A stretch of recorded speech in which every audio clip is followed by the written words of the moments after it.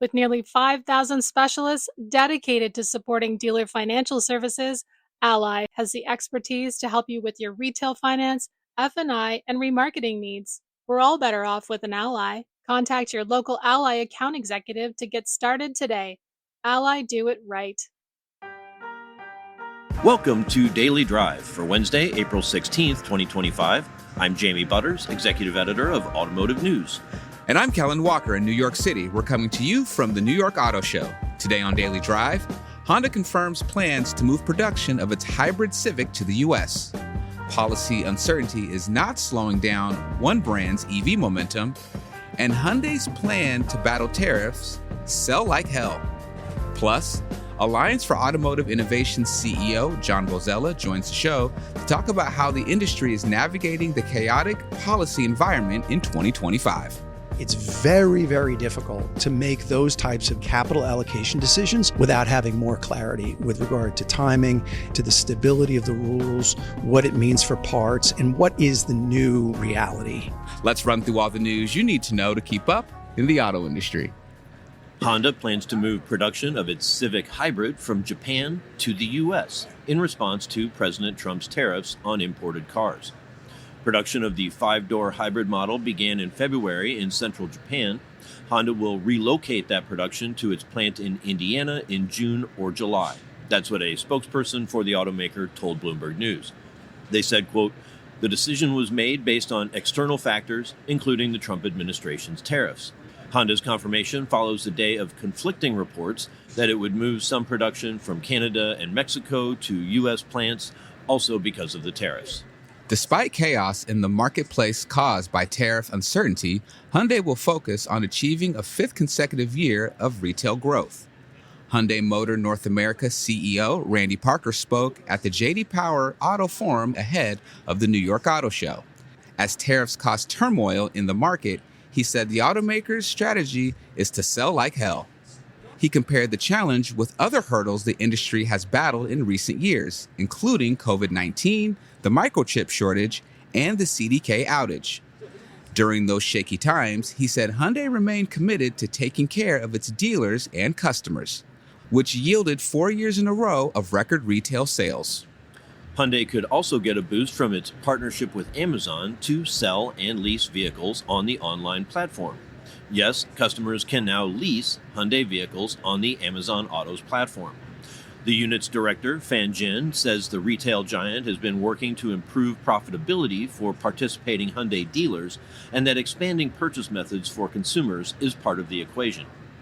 Jin also spoke at the J.D. Power Auto Forum. Dealers have also given us very clear, distinct feedback that we need to improve profitability on a per deal basis.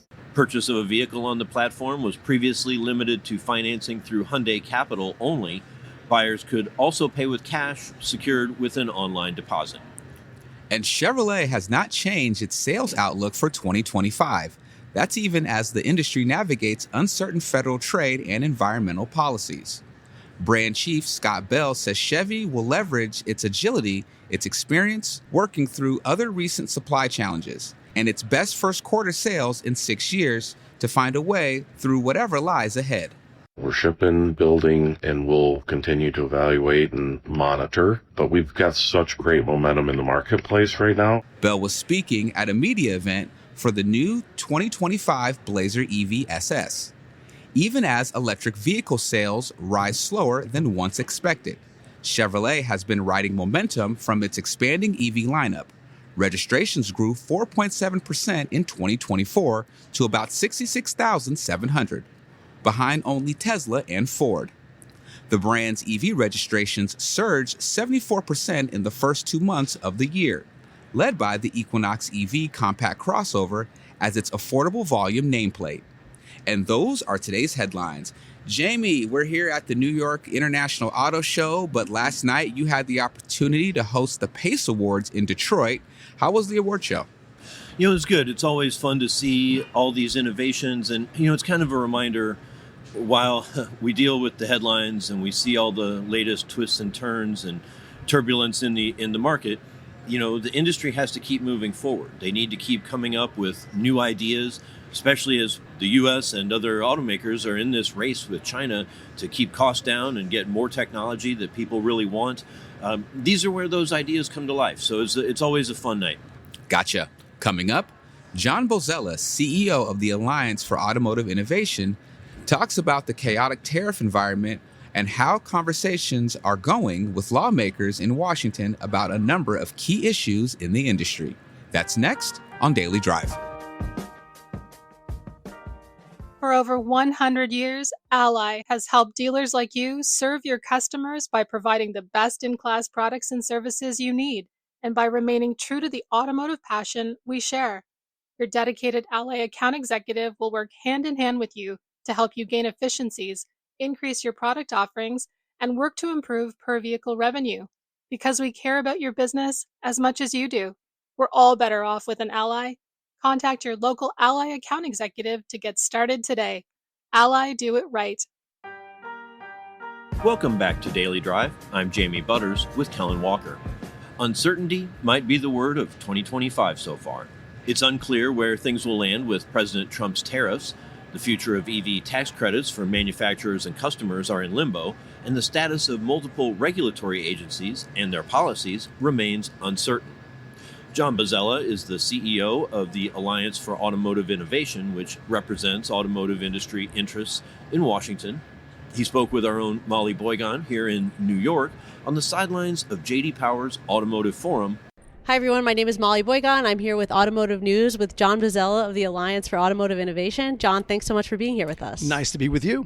So I want to talk to you about some of the things that came up in your panel. Very interesting conversation, lots to discuss. Let's start with some of the environmental and EV-related conversation, because I'm sure you've been talking a lot about tariffs today. So you were mentioning that you are expecting a phase out for the $7,500 EV tax credit. Can you talk a little bit more about what leads you to expect that, and what, if anything, you've been hearing from the administration and Congress on that? Yeah, so I think my co-panelist, Mike Stanton, was leaning in a little bit more strongly on the phase out than I was. I'll be clear, I don't know where we're going to come out on the credits, but clearly there is an appetite in Congress to retain especially the industrial credits that support the development of battery manufacturing in the United States. And I think there's also a recognition that the consumer credits are serving a purpose right now, which is supporting the development of that industrial base. And so, sure, you hear rhetorical comments on both sides. Let's get rid of the consumer tax credits. And then you hear people say, let's preserve them. So the bottom line is, I don't know, but I think there is some recognition that they have to. When we talk about phasing out, I think that's a positive in the sense that they will be retained for some period of time, as opposed to going away immediately when the budget bill is finalized a little later this year. So I see that as a positive. You also mentioned that while the current targets for, in particular, you highlighted the ZEV states are unrealistic, you said at the end that you feel that we still, as an industry, need to remain on the cutting edge and, sort of continue to make progress in terms of zero emissions vehicle technology. I'm wondering how you're thinking about that, given the regionality that has come up over the course of the Auto Forum so far. We have such different markets in China and Europe and in the United States, but at the same time, China does have, for various reasons, sort of an edge in terms of developing this EV technology. So how are you thinking about where the U.S. is positioned right now? Yes, this is such an important question.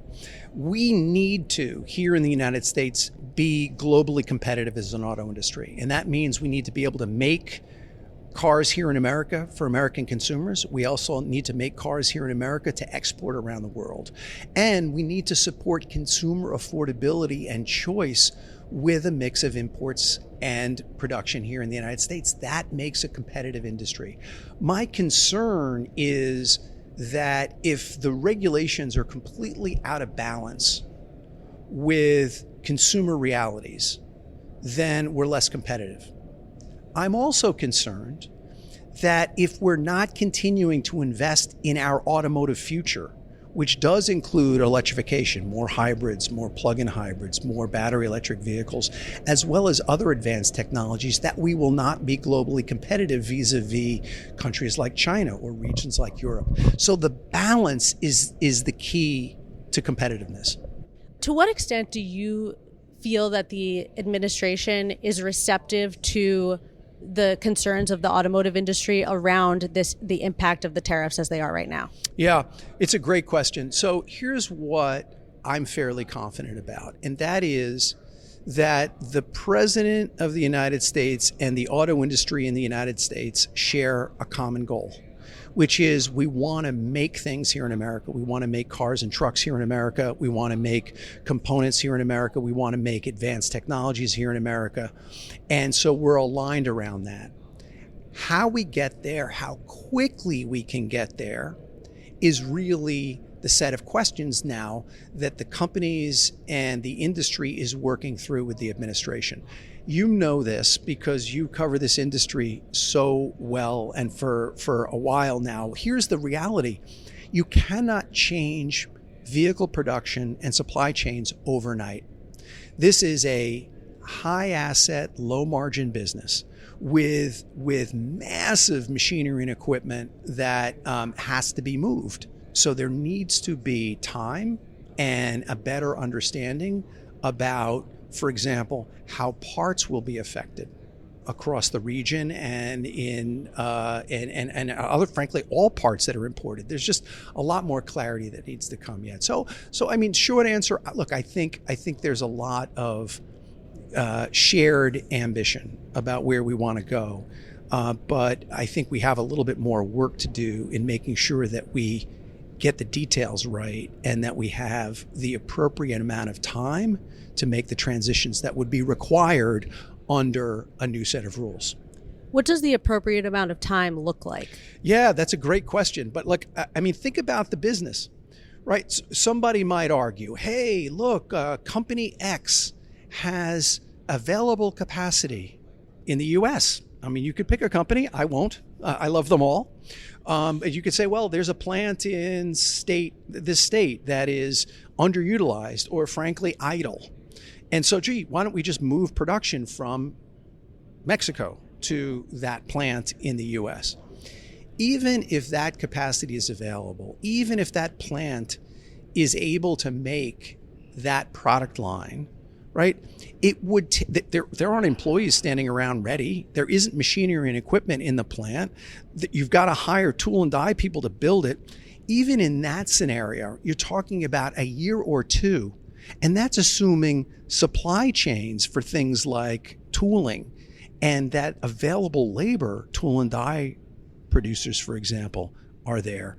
That's a year or two. If you're talking about a new plant, that's 3 or more. So these are not snap decisions. And as you also know, these are multi-billion-dollar decisions. And so it's very, very difficult to make those types of decisions, those types of capital allocation decisions, without having more clarity with regard to timing and with regard to the stability of the rules, what it means for parts, and what is the new reality with regard to our trade relationships with our established allies and trading partners. We need much more of an understanding about that. Thank you so much, John. Thank you. Good to see you, Molly. Good to see you too. That's Daily Drive for today. I'm Jamie Butters. And I'm Kellen Walker. Thanks to Automotive News executive producer Jake Neer, as well as our own Carly Schaffner and Lindsay Van Hully for their reporting for today's podcast. You can get the latest news on tariffs, manufacturing, and everything happening in the auto industry at autonews.com. Come back tomorrow for my conversation here in New York with Hyundai Motors CEO Jose Munoz. We are not going to increase MSRP prices through to June the 2nd, and then we will see. So we are not doing any disruption to the flow of cars, production, or sales. We'd love to hear from you. Let us know what you think of the show and the topics we covered today. Send us an email at dailydrive@autonews.com or leave us a voicemail at 313-444-2774.